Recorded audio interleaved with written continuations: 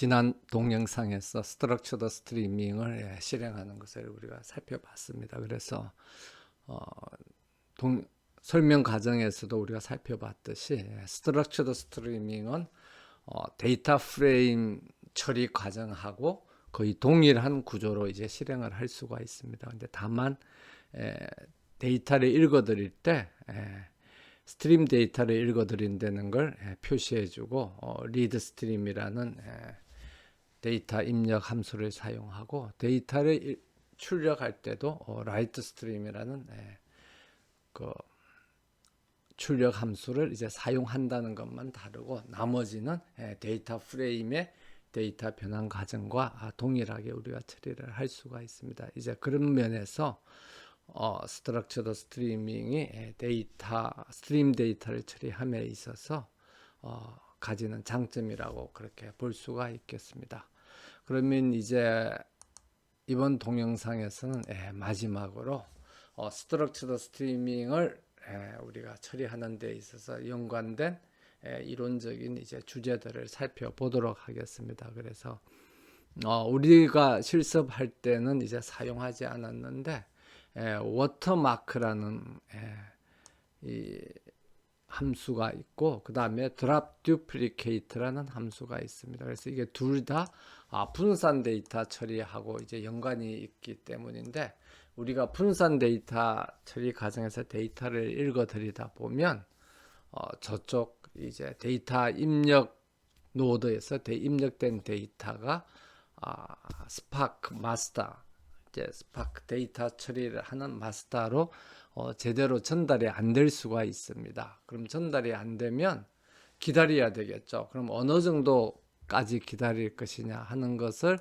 얼마나 오래 기다릴 것인가를 지정하는 메서드가 워터마크, with 워터마크입니다. 그래서 여기서 이제 시간을 정해 주는데 그러면 들어오는 데이터가 언제 발생한 건지를 알 수 있어야 되죠. 그렇기 때문에 스트럭처드 스트리밍에서 우리가 이런 실제 스트럭처드 스트리밍 환경에서 우리가 이런 메서드들을 사용하려고 그러면 실제 데이터가 발생한 그 발생 시각을 나타내는 칼럼이 있어야 됩니다. 그래서 여기에서는 예를 들면 이벤트 타임이라는 이런 이제 칼럼이 있는 거죠. 데이터가 발생한 시각을 나타내는 데이터 프레임의 칼럼인 겁니다. 그래서 이건 이제 데이터 프레임의 칼럼인 거죠. 그래서 이제 이벤트 타임이라는 칼럼에 그 데이터에 그러니까 해당되는 그 레코더의 발생 시각이 만들어진 데이터들이 이제 만들어진 시각이 기록되어 있습니다. 그래서 그러면 이제 그 발생 시각을 이제 데이터가 도착했을 때 여기 이제 이벤트 타임에 있는 시간하고 실제 그 도착한 시점에 머신 클락 컴퓨터의 시각하고 이제 비교를 하는 거죠. 그래서 비교를 해가지고 예를 들면 뭐 30분 이상 지난 거는 이제 처리를 안 하고 그냥 버리는 겁니다. 그러니까 다른 말로 하면 우리가 어떤 그 그룹 바이를 한다든지 아니면 그 데이터를 처리할 때 그 발생하는 데이터들이 종료하는 시점을 이제 요 이벤트 워터마크 시각에 지정하는 만큼 기다리고 있는 겁니다. 그래서 뭐 지금이 예를 들면 이제 오후 3시다 그러면 3시 0분이다 그러면 3시 여기서 30분까지 기다렸다가 이제 더 이상 늦게 들어오는 데이터는 이제 처리를 하지 않고 그냥 그 이전에 3시 예를 들어서 29분까지 도착한 데이터만 받아가지고 3시에 처리한 걸로 그렇게 이제 우리가 하는 겁니다.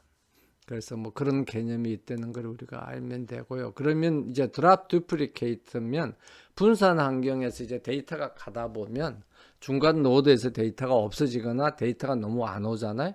그러면 발생하는 시점에서 데이터를 이제 중복해서 다른 경로로 이제 전달할 수가 있습니다. 그러면 그 중에서 하나가 없어지고 새로이 전달한 데이터만 전달이 되면 괜찮은데 하다 보면 먼저 간 데이터가 전달이 안 되고 있다가 나중에 얘가 다시 이제 살아나서 전달될 수가 있는 거죠. 그렇게 되면 데이터가 중복 전달될 수가 있습니다. 그래서 그러면 이제 마스터에서 예를 들면 여기 있는 이제 이 드랍 두플리케이트 인자로 있는 이것들도 전부 다 칼럼인데 데이터 프레임의 칼럼입니다. 그래서 예를 들면 사용자 유저라는 칼럼하고 이벤트 타임이라는 칼럼의 두 칼럼의 값을 같이 비교해 봐 가지고 뭐 사용자별 이벤트 타임이 예를 들면 같다.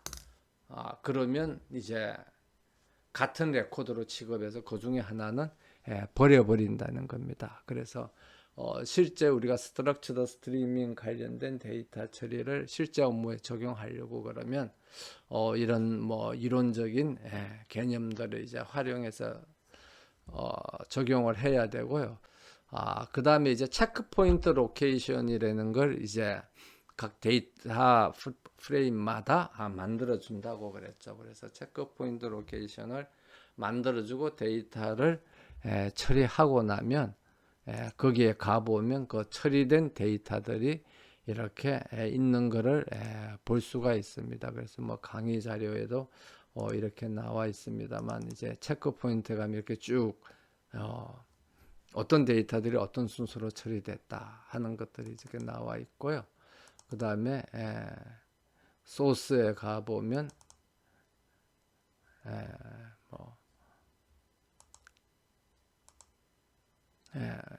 해서 뭐 이런 파일이 처리가 됐다.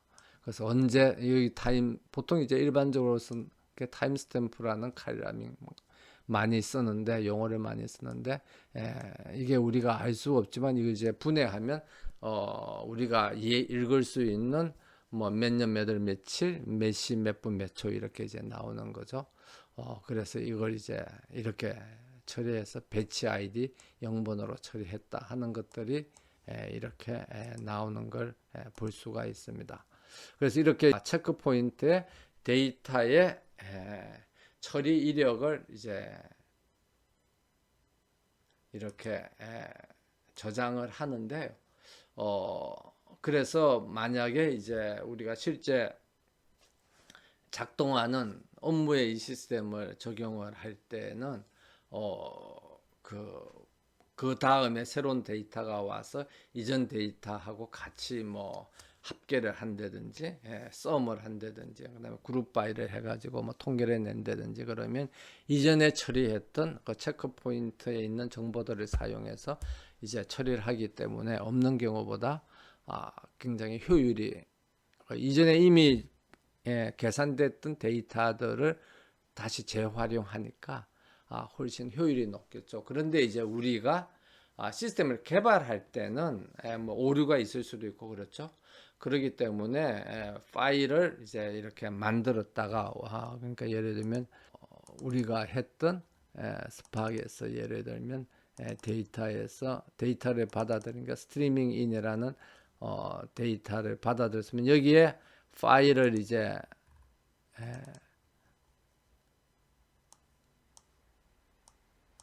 우리가 지난 시간에 했던 것처럼 여기 있는 이 데이터를 이쪽으로 이렇게 넘겼다가 복사를 해서 이쪽으로 넘겼다가 그 다음에 또 뭐 무슨 다시 한번 재실습 해보려고 그러면 이걸 다시 여기로 가져오고 이렇게 뭐 데이터가 발생했다고 지웠다가 이걸 계속 반복을 하게 되는 거죠.